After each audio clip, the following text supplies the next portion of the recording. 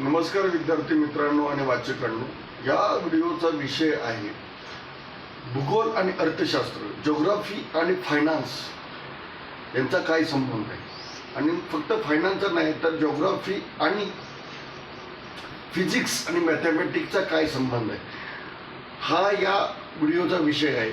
आणि या विषयावर म्हणजे भूगोल आणि कुठल्याही शहराचं भौगोलिक स्थान आणि त्याची आर्थिक प्रगती, त्याची आर्थिक उलाढाल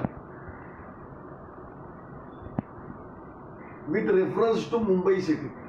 तर आपण मुंबई सिटीचा एक रेफरन्स पकडून त्याच्यावर एक PhD प्रोग्राम आम्ही रन करतोय. पेड बेसिस PhD प्रोग्राम विद्यार्थ्यांसाठी, ज्यांना PhD करायचे आहे त्या विद्यार्थ्यांसाठी हा प्रोग्राम रन करतोय आम्ही.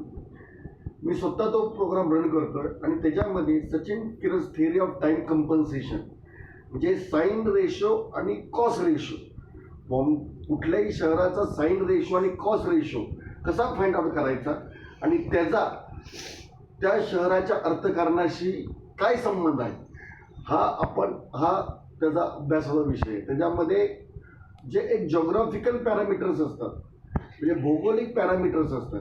आता मुंबई शहर हे भारतातलं एक म्हणजे गेटवे ऑफ इंडिया तर आहे, पण नैसर्गिक बंदर पण आहे, एक नॅचरल हार्बर पण आहे.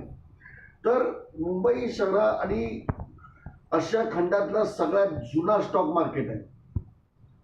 बॉम्बे जो आहे हा आशिया खंडातील सर्वात जुना स्टॉक मार्केट आहे.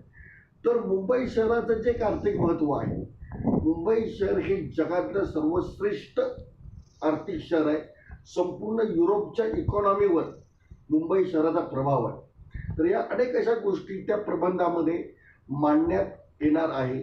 त्याचं सायंटिफिकली, मॅथमॅटिकली, इकॉनॉमिकली आणि जिओग्राफिकली त्याचं विश्लेषण करण्यात येणार आहे. तर त्यासाठी आणि हा रिपोर्ट तयार करून हा रिझर्व्ह बँक ऑफ इंडियाला आम्ही सबमिट करणार आहे. त्यासाठी आम्ही काही विद्यार्थ्यांचं PhD प्रोग्रामसाठी पेड बेसिसवर इनरोलमेंट करतोय. त्यासाठी हा व्हिडिओ बनवलेला आहे. थँक्यू, धन्यवाद.